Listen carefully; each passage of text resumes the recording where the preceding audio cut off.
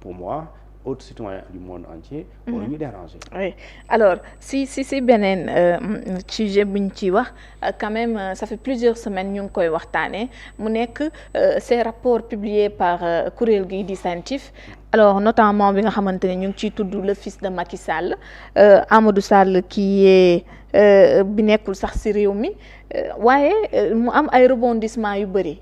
Parce que déglu nañ ci ñu bëri am na ñoo xamante ni jamono ji ñu ngi leen def ca loxoy yoon alors démb nag ki ñi dippee Mahmadane Sarr donc génnee nañ ko ci cellule am ñëw dégluwaat ko ci mbiru koppar yoo xamante ni toll na ci 16 milliards Demba mu nekk ay découverte de certificat nominatif yoo xamante ni ci turu entreprise am bi di Lansar Auto la mu nekk nag des rebondissements yoo xamante ni peut-être xaaroon nañ ko war a xaaruñu ko lan lañ mën a jàpp tey ci lu bees loolu tam génnaat si biir kon enquête yi.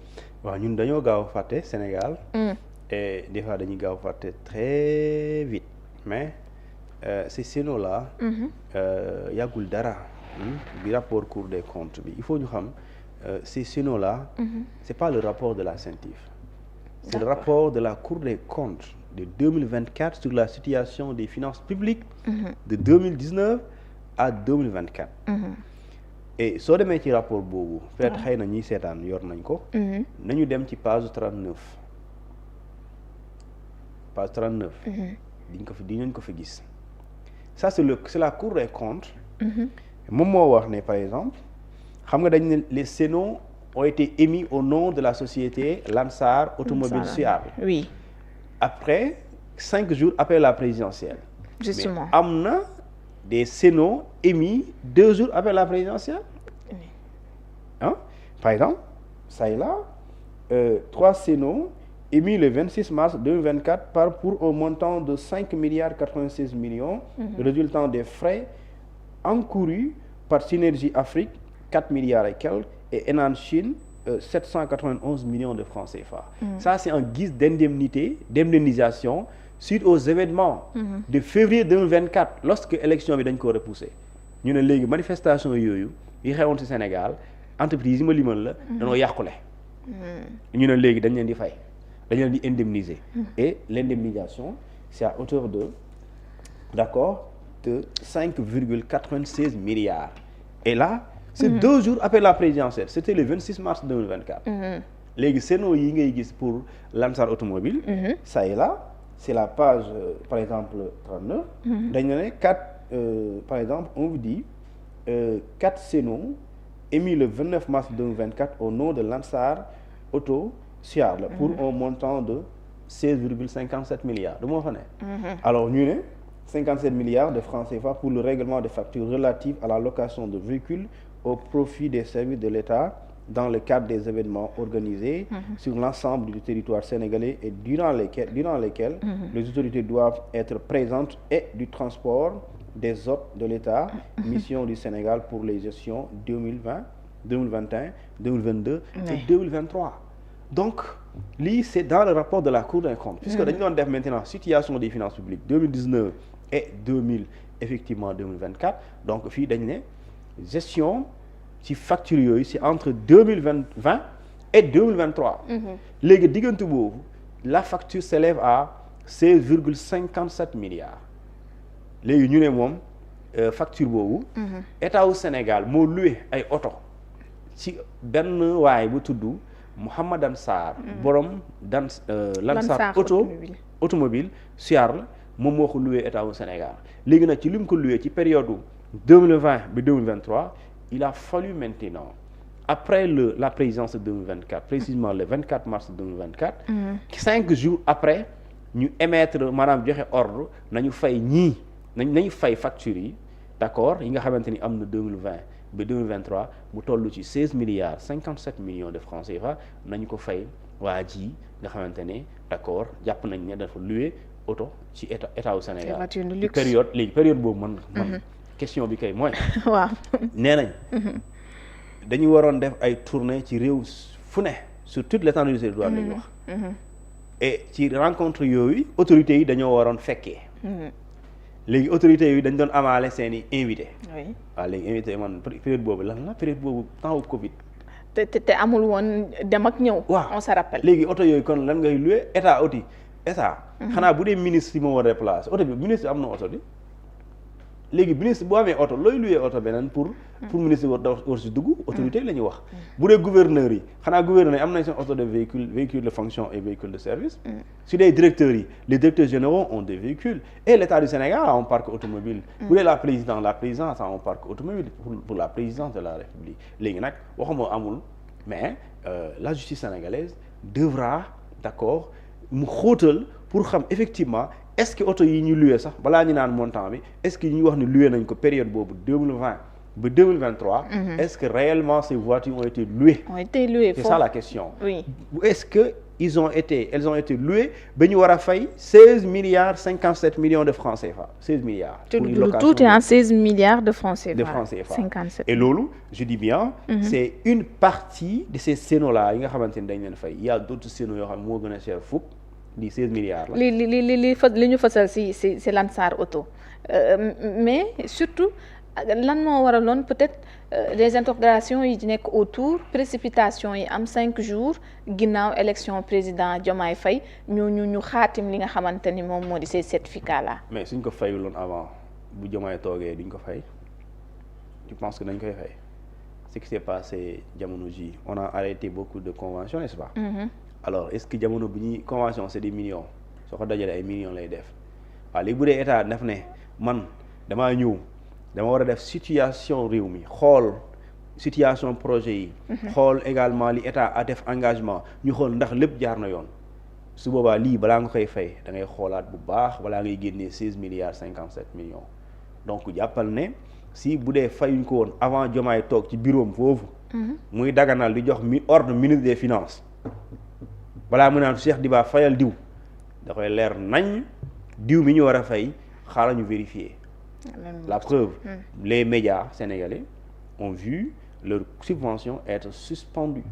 Pourquoi? Parce que ne dañuy saytu et loolu c'est boo koy dajale ay millions la léegi maintenant kii nag dañ ko war a fay ay milliards kon fekkente ni dañoo toogoon te fayaguñu woon dans tous les cas balaa ñuy wax moo duñu fay de waaye balaa ñuy fay li justice def tey dañuy toog étudier def audit xool effectivement est-ce qu'il y a location s'il y a location ñu xool nu ñuy fay bu dee amul location duñu fay ba pare dañuy dañuy demander ñu def audit sur ça et heureusement la situation le rapport de la Cour des comptes a évoqué tous ces scénarios-là yoo xam ne soo koy dajale c'est des centaines de milliards payés après la présidentielle de 2024 plusieurs la ci lu ñu fay mais dossier bi tey bu ñuy gën di xuus muy gën di révéler yeneen yoo xamante ni peut-être feeñul woon tey jii ndax ces éléments nouveaux là ça risque de compliquer la situation ci ñi nga xamante ni toppee nañ leen ci wàllum détournement déjà association de malfaiteurs ci lu ñu booloo organisé comme ni nga xamante ni noonu lañ ko sàkkoo lan carrément lañ ci mën a fekk. waaw xam nga déjà lii nii bu fekkente ne fait yi la justice lu muy viser day supposer que ne fait yi nii mën nañ leen qualifier lu ñuy tuddee détournement de deniers publics wala escroquerie portant sur des deniers publics wala soustraction de deniers publics léegi justice moom loolu lay jox. D'accord. léegi nag ndax moom la enquête la nekk di def pour xool léegi nag pour mu xool. parce que on a dit des factures de location de véhicules de luxe d'accord loolu la ñuy wax facture. léegi nag facture alors balaa ngay def facture dafay am une demande moi par exemple quand soo may defal service. boo may defal facture man ma lay defal facture mën nga defaral ma dara. ma war la fay. da may defal facture. les factures boobu noonu d'accord montant bi lenn la. waaye est-ce que li tax nga bind 1 million nga laa fay est-ce que yow réellement liggéey boobu nag def nga ko. léegi su dee liggéey boobu defuloo ko man facture bi 1 million boobu waruma ko woon fay parce que naxaate la loolu mooy escroquerie. wala tappale jaaree ko ci dara bëgg a créer dara mais en réalité créer woo dara. mais maintenant li ñu ci jublu woon rek pour daganal payoor bi.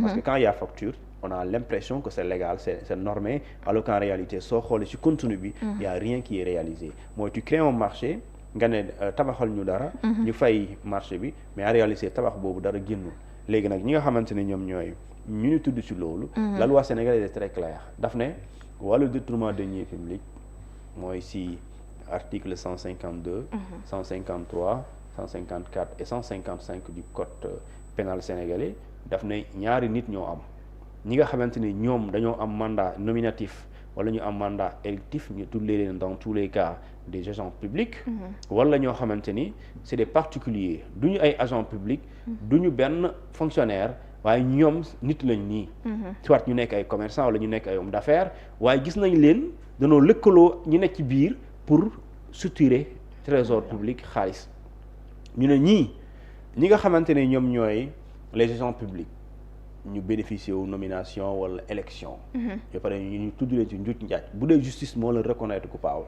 mën nañu dem ba 7 ans de prison 7 ans bu dee ñi nga xamante ni ñoom ñooy les particuliers ñoom mën nañ dem 3 ans ba 5 ans léegi nag bu dee ñi nga xamante ni ñoom ñooy les agents de fonction publique mën nañ dem ba aussi bu ñu leen condamné reconnaître coupable des faits mën nañ dem ba confisquer juge bi en tout cas c'est pas une obligation mais le juge peut ordonner la confiscation de tous leurs biens mooy lépp loo am ci moomeel bu ñu jàppee ne yaa ko moom juge bi mën na demander à ce que mu confisque et selon maintenant la gravité des faits mooy yow mënoo am benn responsabilité ci réew ñu jox la kees nga dëpp ko su boobaa bu juge bi gisee ne da nga koo dëpp ce juge là peut ordonner parce que c'est grave mooy tu as abusé tu as trahi parce que dañ laa wóolu nga abusé nga trahi et dans ce cas le juge peut ordonner ñu nangu lépp loo am loolu lépp lu ñu jàpp ne yaa ko moom moo tax le juge d'instruction il a ordonné il a reçu l'instruction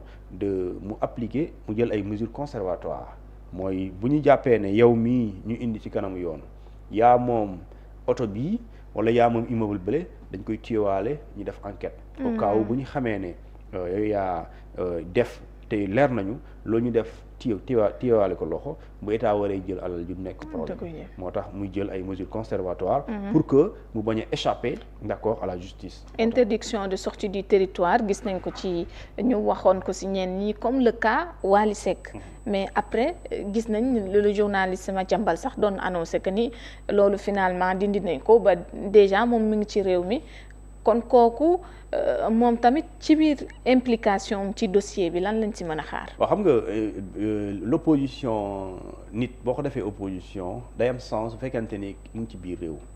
parce que ku nekkul ci biir réew boo ko defee opposition du am sens. parce que opposition mooy interdiction de sortie du territoire. mooy da nga ko tere mu génn waaye ki ngay tere mu génn moom génn na mu ngi ci biti. kon li ngay jàpp rek mooy. soit bu muy génn defaguloo ko. waaye dafa dem ba pare nga soog a def. mais yow mi def xamuloo ne nekku fi mais quand bu mu defee sortie xam nga ne nekkul ci réew mi. léegi kon la pertinence d'une opposition c'est lorsque la personne recherchée par la justice wala nit ki nga xamante ni justice soxla na ko c'est lorsque elle est à l'intérieur du pays. léegi bu génnee c'est-à-dire que mën na nekk waxtaan. et loolu je pense que ñaari garantie yu Wally joxe c'est aussi simple et loolu koo ko jox ci justice. koo mën a doon soo ko joxee justice doy na ko. oui mën na wala mën na ko doy mooy nga joxe ay garantie muy benn bi mooy garantie de représentation mooy yow. justice soxla na la xamaguñ kañ la est-ce que mën nga ñu jox sa kaddu buñ la soxlaa di nga ñëw. benn ñaar est-ce que yow mën nañ am garantie que yow tu es à notre disposition.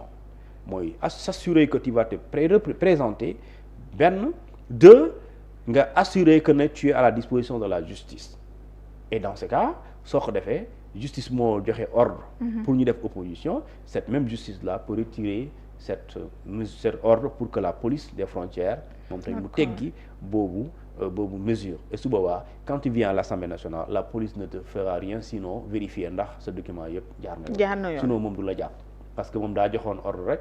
ordre boobu bu dañee ñoom dañ lay bàyyi nga jàll. léegi nag yow ak justice yéen a des léegi Wally sa situation également dans ce cas.